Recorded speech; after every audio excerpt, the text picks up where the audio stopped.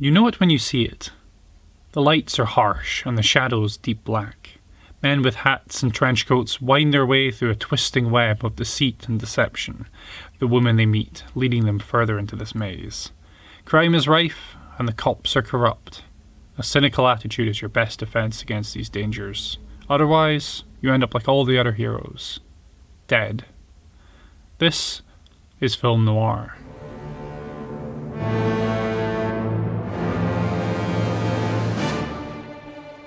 During the 1940s and 50s, Hollywood produced hundreds of films which shared this remarkably cohesive style. Yet, despite the instantly recognisable elements these films had in common, filmmakers would not set out to make a film noir in the way they would a western. Instead, they were making melodramas in the style which was popular at the time. The actual term film noir was coined in 1946 by French film critic Nino Frank to describe a number of American movies which had been released in France that year. The different elements of film noir can be traced to disparate origins. The look of German expressionist movies of the 1920s featuring candid angles and dramatic lighting can be found in film noir, and so too can their psychological preoccupations. A fascination with crime was a feature of Hollywood from the very beginning, with gangster movies most recently exemplifying this trend in the 1930s, and film noir carrying this torch. It also took a lot of its inspiration and plotlines from the pulp detective novels also popular in the 30s, with the most influential writers in the genre being Dashiell Hammett and Raymond Chandler, a name which we'll come back to later. The cynical attitude of film noir is harder to pin down. Some look to the Second World War for its origin, but others have attempted to link this to a lingering malaise still felt over from the Great Depression. In this video, I'm going to be taking a look at two classic film noirs, 1944's Double Indemnity and 1950's Sunset Boulevard. Both films were directed and co-written by Billy Wilder and are excellent examples of film noirs, utilising many common elements and sharing similar plot devices, but they use these to tell very different stories. Double Indemnity stars Fred MacMurray as Walter Neff, a Los Angeles insurance salesman who falls madly in love, or more accurately in lust, with Phyllis Dietrichson, played by Barbara Stanwyck. Dietrichson overcomes Neff's initial reluctance and enlists his aid in a plot to murder her husband, frame it as an accident, and then claim the insurance from Neff's own employer before the two run away together with the money. There's not going to be any slip-up. Nothing sloppy, nothing weak. It's got to be perfect. While the crime is committed almost perfectly, the two must contend with the dogged investigational efforts of Barton Keyes, a colleague and mentor of Neff's, played by a brilliant Edward G. Robinson. Every month, hundreds of claims come to this desk. Some of them are phonies, and I know which ones. How do I know? Because my little man tells me. What little man? The little man in here. Every time one of these phonies comes along, he ties knots in my stomach. I can't eat. In 1946, when the critic Nino Frank coined the term film noir, Double Indemnity was one of the films identified under this term. This makes it a literally genre-defining film, and you can see this quite easily throughout. Firstly, there's the look of the film. While the harsh, sunlit Los Angeles may not immediately seem like the ideal setting for a gritty film noir, it is actually used wonderfully to give the film both a visual contrast, with bright lights and harsh shadows, but also a thematic contrast between the idealised California setting and a dark underbelly. This is seen most notably inside the Dietrichson house, with the way the sun doesn't quite ever manage to penetrate fully within. Even when it tries, it is seen through the shadows cast by Venetian blinds, an image that today is immediately recognised as a film noir trope, and one that features throughout this film. Another way that Double Indemnity fits into the idea of film noir is through its use of voiceover narration. The film begins with a wounded Walter Neff describing the events of the past few weeks into a dictaphone to be left for his colleague Barton Keyes. You said it wasn't an accident. Check. You said it wasn't suicide. Check. You said it was murder. Check. This confession, as a voiceover, works to inform the audience about the inner desires of Neff as he narrates events in the future, and to build tension by hinting at events yet to come.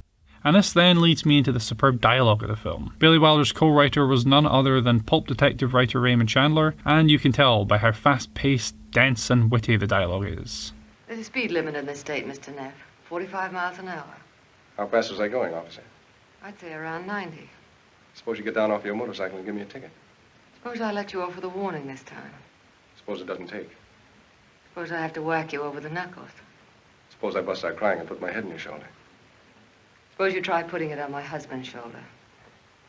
That tears it. The two leads share a repeating motto throughout the film, which starts as a declaration of their devotion, but then, toward the end, turns into a threat. You understand? Straight down the line. Straight down the line. And nobody's pulling out. We went into this together and we're coming out at the end together. It's straight down the line for both of us. Remember? So how else does Double Indemnity exemplify film noir? Well, it's one of the darkest and most cynical films ever made. The plot of an insurance salesman, an ordinary person, being entranced into a plan to commit cold-blooded murder for nothing more than their desire for the woman asking them to do it. And cold-blooded murder it is. Neff meets Phyllis Dietrichson's husband, and his daughter, but still brutally kills him, with Mrs. Dietrichson next to them, looking on with an expression of savage satisfaction on her face. The first part of the film is dedicated to planning out this murder in fine detail, and then the rest to getting away with it, all while the relationship between Neff and Mrs. Dietrichson unravels, due to the strain they are under, and due to revelations about Mrs. Dietrichson herself. And so finally there is Phyllis Dietrichson, the ultimate example of a femme fatale in film noir. While treacherous female characters leading men to their doom have been a staple in stories throughout the ages, in film noir they took on a shape which was new to American movies during this time period. Suddenly women were being presented with motivations of their own that didn't necessarily line up with the main, often male, protagonist. In Double Indemnity, this is shown to an extreme, with Phyllis Dietrichson seducing Walter Neff purely so she can manipulate him, never having any intention of sharing the insurance payout with him. In her own words, No, I never loved you, Walter, not you or anybody else. I'm rotten to the heart. I used you just as you said. That's all you ever meant to me. Moving on to our second film, 1950's Sunset Boulevard. This time, Billy Wilder is joined by longtime collaborator Charles Brackett to write another Los Angeles set film noir. Sunset Boulevard is told from the perspective of Joe Gillis, played by William Holden. Like Double Indemnity and many other noirs, the film begins with the protagonist in some kind of trouble, but, in a memorable twist, it turns out that Joe Gillis is already dead, and is narrating the movie from beyond the grave. Gillis talks directly to the audience with a self-deprecating tone, almost breaking the fourth wall, something which will be returned to at the end of the film. In another similarity to the beginning of Double Indemnity, we then flash back to the events which led to these unfortunate circumstances. In life, Joe Gillis is a Hollywood screenwriter who is turning out increasingly unoriginal scripts and struggling to make ends meet. After fleeing from some men attempting to repossess his car, Gillis ends up turning into the driveway of an old, run-down Hollywood mansion to hide.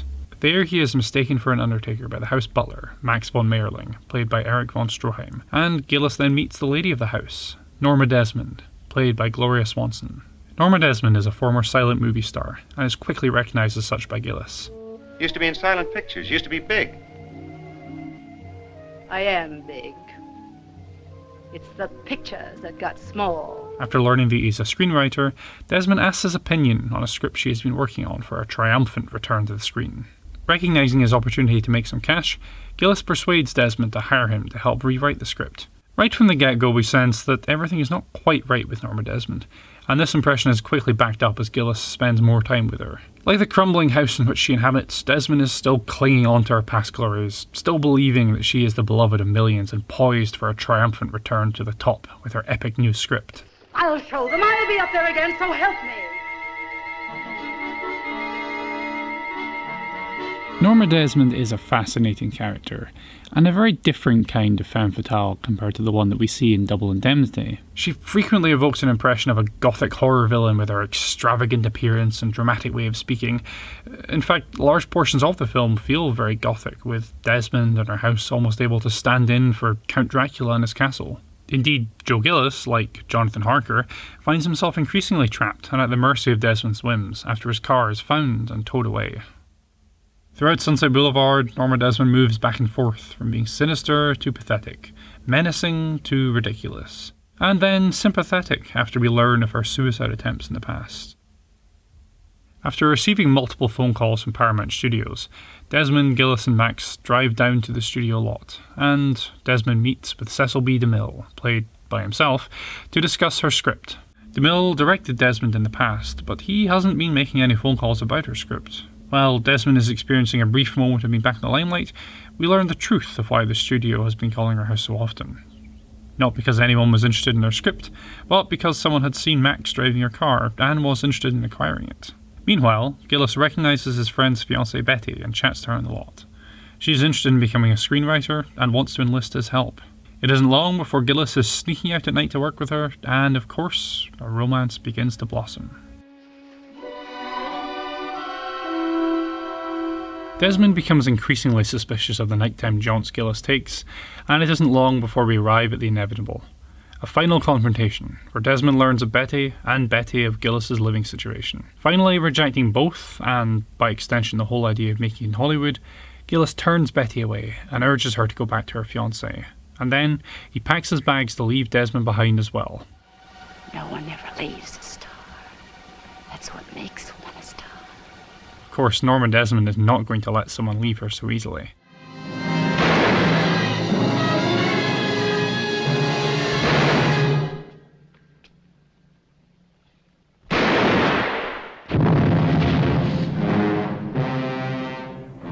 And so, like in Double Indemnity, we've arrived back at the start.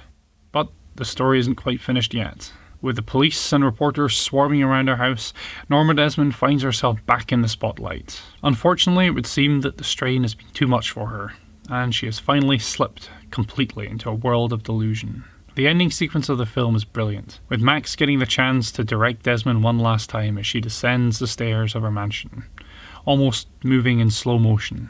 And then the final shot of the film, where she looks directly into the camera, out at the audience, and then moves in towards it in a chilling final image.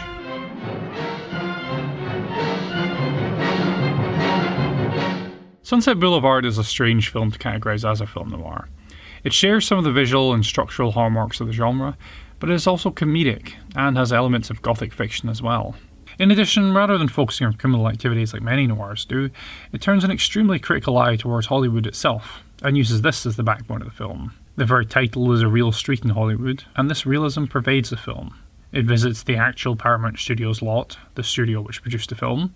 It features cameos from director Cecil B. DeMille, former silent movie actors Buster Keaton, Anna Q. Nilsson, H.P. Warner. Further adding to this are the similarities between Gloria Swanson and Erich von Stroheim's real lives and their on-screen characters. Von Stroheim was a respected and successful director in the silent movie era, and Gloria Swanson a respected and successful actor, both of whom had difficulties in their movie careers as sound films became dominant. Sunset Boulevard doesn't just ask difficult questions of Hollywood and its harsh treatment of its stars, it also forces the audience to question their role in the consumption of the Hollywood product. By subtly breaking the fourth wall, the film engages the audience on a more direct level, and suggests that we too share responsibility for the ruin of Norma Desmond, with our tendency to cast away and forget the things which no longer amuse us. With Double Indemnity and Sunset Boulevard, we see film noir in two very different places during its classic period. Double Indemnity marks one of the high points and defining moments of the genre, whereas Sunset Boulevard shows that the genre is beginning to adapt and perhaps become more aware of itself, utilising elements of film noir, but changing the focus away from the conventional storylines. While the two films have their similarities and differences, the biggest thing they share is that they are both incredible examples of film noirs, and incredible films beyond that. I would highly recommend to anyone who hasn't seen them to watch these two films. Thank you for watching.